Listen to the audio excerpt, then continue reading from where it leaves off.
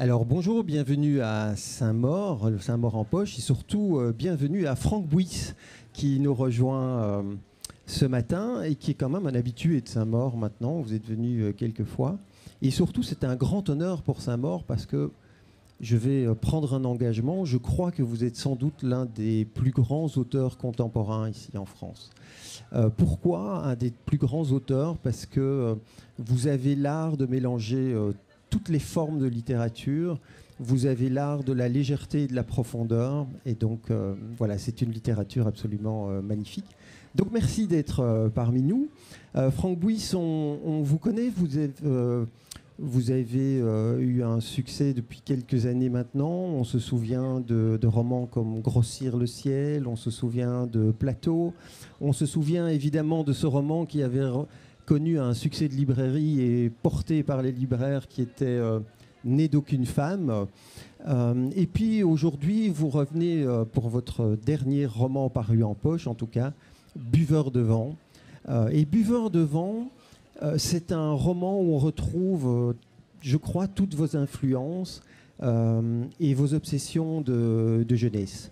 C'est donc l'histoire de 4 garçons qui sont très liés les uns aux autres, même s'ils sont très très différents les uns des autres. Et quand je dis qu'on y retrouve toutes vos obsessions, c'est parce qu'on y retrouve l'enfance, les démons de l'enfance, la transmission, l'évolution. C'est un grand roman d'apprentissage. Pourquoi est-ce que l'enfance est tellement importante pour vous, Franck? Bonjour. Pourquoi? Parce qu'on ne s'en défait jamais, on ne s'en dépêtre jamais de cette enfance. Et c'est ce qui me permet d'écrire aujourd'hui. C'est la matière, c'est ce qu'on n'arrive pas, ce qu'on ne perçoit pas à ce moment-là en fait, et qui devient littérature à un moment donné. Mais art en général, ça pourrait être peinture, ça pourrait être musique, etc. C'est-à-dire qu'il y a quelque chose de l'ordre de... C'est pas compliqué, il faut 3 choses pour écrire. Il faut de l'imagination, il faut de l'expérience, et puis il faut observer. Voilà. Et moi, dans mon enfance, j'ai observé. J'ai passé mon temps à observer les gens. Et à observer le milieu dans lequel j'évoluais. Et ce milieu qui était quand même un milieu... Alors je trouve que ce mot de taiseux est un peu galvaudé aujourd'hui, parce que ça ne veut pas dire grand-chose, taiseux. Parce que une taiseuse, c'est pas quelqu'un qui parle pas, c'est quelqu'un qui dit pas. Ce qui est assez différent. Et donc moi, voilà, j'ai intégré toute cette atmosphère-là sans trop comprendre ce qui se passait. Et je pense que mes obsessions, elles sont nées de ces non-dits, de ces secrets, de tout ce magma-là que je ne comprenais pas. Et petit à petit, au fur et à mesure de ma vie, de mes expériences, de mes lectures, de tout ce qui me construisait, j'ai eu des armes. J'ai eu des armes pour décliner ces obsessions-là dans quelques livres. Voilà ce qui s'est passé vraiment. Et je pense que je n'en aurai jamais fini de ça. Voilà, on passe sa vie, je crois, à pas écrire le même livre, mais à décliner ces obsessions-là. Et puis, il faut surtout... C'est absolument jamais pas pour en faire une thérapie ou me guérir de quoi que ce soit. Je ne veux guérir de rien, et surtout pas de mon enfance. Elle est ce qu'elle est, on ne peut pas la changer. Mais il y a une espèce de boucle qui est en train de se réaliser comme ça. Et je commence à comprendre la forme. Je comprends ce que ça prend. Et je comprends surtout que cette boucle-là, elle englobe quelque chose qui est une atmosphère qui m'est propre. Voilà. J'ai la faiblesse de penser que quand on entre dans un de mes livres, on est piégé dans quelque chose, dans une atmosphère assez particulière, assez singulière. Mais en même temps, votre univers est très imprégné de littérature américaine et surtout cette littérature profonde du sud américain, ce qu'on appelle le Deep South là-bas. Ce sont quand même des gens comme Faulkner, je pense, qui vous ont profondément influencé ou qui vous ont peut-être donné le goût d'écrire. Alors, ce ne sont pas eux qui m'ont donné le goût d'écrire, mais c'est là que j'ai trouvé une famille. Ils m'ont pas voilà, ceux qui m'ont donné le goût d'écrire, c'était les feuilletonistes du 19e. Hein. Ça a été Dumas, ça a été Hugo, ça a été Su, etc. C'est les premiers. Hein. Mais ouais, quand j'ai découvert cette littérature-là, mais ça a été un choc énorme. Quand je découvre Faulkner, quand je découvre Woolf, quand je découvre Foote, il se passe quelque chose vraiment, surtout Faulkner. Je me suis beaucoup posé la question pourquoi et pourquoi les sudistes, pourquoi tous ces grands écrivains là, à ce moment-là, au début du XXe, et ils ont tous un point commun, c'est qu'ils sont issus des perdants. C'est c'est la seule population américaine qui a perdu quelque chose, qui a perdu une guerre. Sinon, les États-Unis n'ont jamais perdu de guerre. Ce sont des perdants. Et je me suis dit, mais pourquoi ça te parle autant? Pourquoi ça jaillit comme ça Et puis peut-être que c'est ça aussi. Il faut être un perdant dans l'âme pour écrire, peut-être. Pourquoi? Parce que ça permet de révéler des choses plus profondes. Oui. C'est une matière très très profonde qui n'est pas issue de l'échec, mais qui est issue de. C'est une matière intrinsèque. C'est pas quelque chose qui est idéalisé en fait. C'est quelque chose de profond dont on.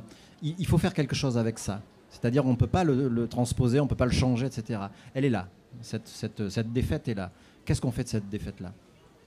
Mais il faudrait. Personne n'a fait ce truc-là. Il faudrait qu'un universitaire se penche vraiment sur cette. Mais c'est pareil chez les Russes. Hein. Si vous allez chez les Russes, ah oui, Dostoïevski, Tolstoï, etc. Pourquoi à ce moment-là ces immenses écrivains apparaissent, Gogol? Et ça procède un peu de la même chose. Donc peut-être que le lien aujourd'hui avec ce que j'écris, c'est que je parle d'un monde qui disparaît. C'est la défaite d'un monde aussi. C'est-à-dire ce monde-là j'appelle ça les derniers Mohicans, une paysannerie, mais c'est pas quelque chose qui a trait au territoire, mais à la terre. C'est-à-dire que vous pouvez faire le tour de tous les pays du monde. Il y a aussi cette race-là de gens dont il faut témoigner aujourd'hui, qui sont en train de disparaître, qui sont défaits. Voilà, ils ont perdu quelque chose.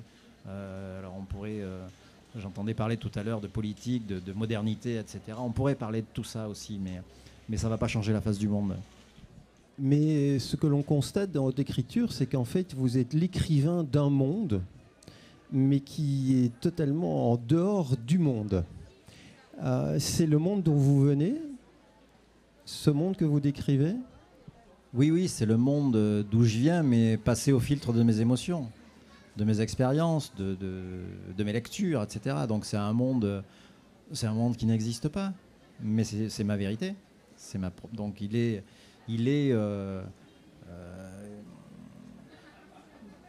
moi, la réalité, ça ne m'intéresse pas. Il y a cette base, effectivement, qui est ce que j'ai vécu. Il y a le passé, etc. Mais après, il y a tout ce qui se passe entre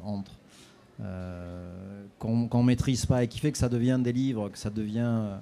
Alors évidemment que ces personnages, ils n'existent pas. Évidemment que je suis pas chacun des personnages. Ça marche pas comme ça, la littérature. À mon avis, c'est exactement l'inverse.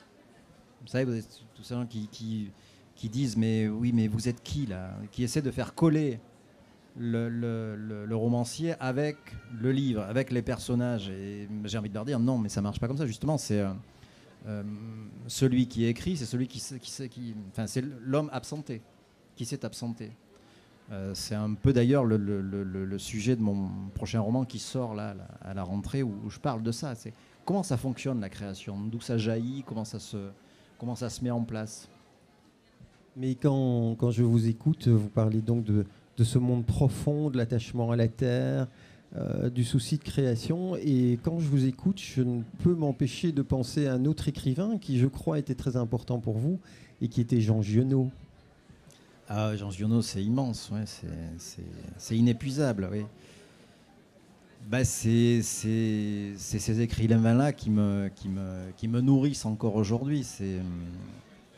ce sont les écrivains du vrai, ce ne sont pas les écrivains du réel, ce sont les écrivains du vrai. C'est-à-dire qu'ils ont quelque chose en eux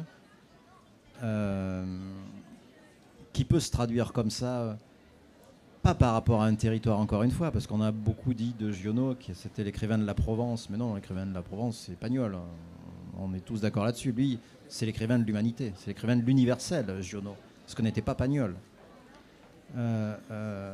Et après, alors il y a c'est tellement foisonnant que c'est parfois déroutant.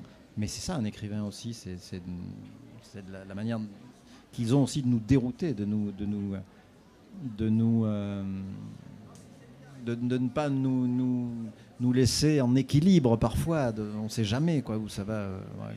Quand j'ai dû lire 3 fois, par exemple, Un roi sans divertissement, et je trouve que c'est presque un Madame Bovary mieux écrit, enfin, qui me parle plus que Flaubert, quoi, celui de Flaubert. Mais vous avez dû être particulièrement heureux donc, lorsque vous avez reçu le prix Jean Giono pour Buveur de vent. Et notamment de la main de Sylvie Giono, en plus, oui, ça a été une grande émotion ouais, de recevoir ce prix. Ouais, et puis ouais, c'est pas l'idée de faire à la manière de, mais je crois qu'on a les mêmes obsessions et qu'on a un goût immodéré du romanesque. Voilà, et je trouve que le romanesque se perd un petit peu, c'est-à-dire raconter des histoires proches de l'humanité, mais sans se raconter, en fait. Voilà, ce que Deleuze appelait les petites affaires personnelles. Voilà, laisser un peu de côté les petites affaires personnelles. Mais c'est vraiment une des caractéristiques de votre écriture, c'est que vous êtes... on sent votre humanisme, votre souci de l'universel, même si vous partez de la particule pour arriver à l'universel. Mais vous êtes d'abord et avant tout un conteur d'histoire. Vos livres sont foisonnants. Il y a 1000 histoires dans une histoire. Et vos romans naissent généralement de façon très particulière. Ici, mes informations sont exactes. Buveur de vent est né d'abord d'une vision, un jour de pêche. Et ensuite, vous dites je ne peux écrire mon roman si je n'ai pas le titre et la première phrase. Comment est né ce roman ? Il est né effectivement de cette remontée de rivière à la pêche et de cette vue d'un viaduc sous lequel mon père m'amenait plus de 40 ans avant pêcher. Et je n'avais pas prémédité que je me retrouverais là. Et là, ouais, ça a été une grande émotion, un flash mental. Et j'ai vu ces 4 gamins suspendus. Alors, je ne suis pas fou, hein, mais j'ai vu 4 gamins suspendus à des cordes, par jeu, qui attendaient l'arrivée du train. Très rapidement, j'ai su qu'ils venaient là après l'école. Ils se retrouvaient là. Ils sont tous très différents. Il y a 3 frères et une sœur. Et c'est vraiment né comme ça. J'ai la première phrase qui naît... En général, la phrase inaugurale n'est jamais au début du livre, hein, mais c'est celle qui met le feu aux poudres. Et c'était 4 ils étaient, etc. Je compare à un fil torsadé. Mais ça naît vraiment d'un flash mental très, très puissant. Et après, l'histoire se déroule. Voilà, je pense qu'elle est déjà écrite en partie dans ma tête depuis peut-être 40 ans. Et ça se déroule petit à petit. Les personnages arrivent et ils sont tous... alors là, ils étaient très étonnants. Même leur nom était étonnant. Je me pose pas la question de savoir quand ils m'apparaissent d'une manière. Joyce, par exemple, si on considère que ce Gournoir est dans la Corrèze profonde, que fait ce Joyce ici, quoi. Mais c'est pas un problème. C'est mon espace de liberté et je me dois de le mener, de m'y intégrer, de le laisser grandir comme il le souhaite. Et ces personnages ont aussi des noms d'apôtres, hein. Donc c'est aussi par hasard que ces noms-là sont arrivés, Luc Non, mais non, rien n'est dû au hasard. Rien n'est dû au hasard. Non, mais c'est... Il y a ce truc-là quand même qui traîne comme ça dans tous mes livres, qui est de l'ordre du sacré, de la mystique, etc. Alors que je ne suis pas croyant, je ne suis pas pratiquant ni rien. Mais voilà, j'ai eu cette éducation et puis j'avais ce goût immodéré d'une de mes grand-mères pour le sacré qui a pour endurer une vie quand même qui a été assez terrible, elle trouvait du sacré dans des choses des plus simples du monde. Et c'est la seule, je crois, c'est pas je crois, c'est la seule dans ma vie d'enfant qui m'a montré ce qu'était la beauté et où elle pouvait se nicher, la beauté. Sinon, je ne connaissais pas ce mot-là, je ne savais pas ce que c'était. Ce qui est marquant dans Buveurs de vent aussi, c'est ce souci de la transmission, en fait, mais une transmission silencieuse. Les choses ne se disent pas. C'est comme dans beaucoup de vos livres, elles ne se disent pas, mais il y a une forme de transmission silencieuse comme ça, d'une génération à une autre génération. Il y a le grand-père, d'ailleurs, dans votre roman, qui a cette présence très très forte et qui influence fortement ces jeunes. Ouais, c'est très juste, ouais, mais elle est chaotique, cette transmission, parce qu'elle n'est pas fluide. Elle ne se fait pas de parents à enfants, par exemple. Elle se fait souvent de grands-parents à enfants. Il y a encore pas toujours. Mais c'est ça qui est touchant aussi. Ce sont des gens qui ne savent pas faire, quoi. Ils ne savent pas faire, parce qu'on ne leur a pas appris, tout simplement. Mais c'est devenu, effectivement, par le fait, une de mes obsessions. C'est, voilà, pourquoi ça marche comme ça ? Pourquoi ça peut pas...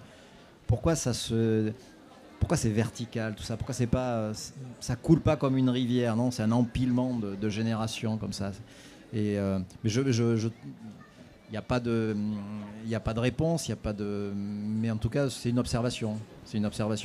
Et la transmission, c'est effectivement, mais dans tous mes livres, vous avez ça, oui. Et dans les premières pages de vos livres, il y a toujours un petit paragraphe qui n'a l'air de rien, mais qui en fait va définir tout le reste du roman. Et je me permets de lire un petit paragraphe qui va vous donner tout de suite, en fait, à mon avis, l'envie, mais aussi comprendre Franck Buys. Il écrit, page 18, il dit « Ils n'étaient encore que des gamins, défiant le destin, sans autre idéal que ce moment de liberté absolue, dont ils conserveraient le souvenir jusqu'à la mort. Ils se moquaient éperdument du danger, n'imaginant même pas que la corde pût s'effilocher et encore moins casser. Ils envisagèrent à tour de rôle et en secret de couper la leur, mais n'en parlèrent jamais aux autres. S'ils l'avaient fait, peut-être que tous se seraient entendus pour chuter ensemble. Dans le futur, aucun d'entre eux ne pourrait affirmer que le jeu n'en valait pas la chandelle. » Et dans ce paragraphe, il y a tout le roman. Et donc, je vous invite vraiment à lire tout Franck Buys. C'est somptueux, c'est dense, c'est passionnant. Il y a la profondeur, il y a la légèreté dans la profondeur. Franchement, allez-y. Franck Buys, on vous remercie. Vous signez ici un petit peu plus loin. Et on vous souhaite encore plein de succès. On espère vous revoir en septembre pour la sortie de votre prochain opus. Merci à vous.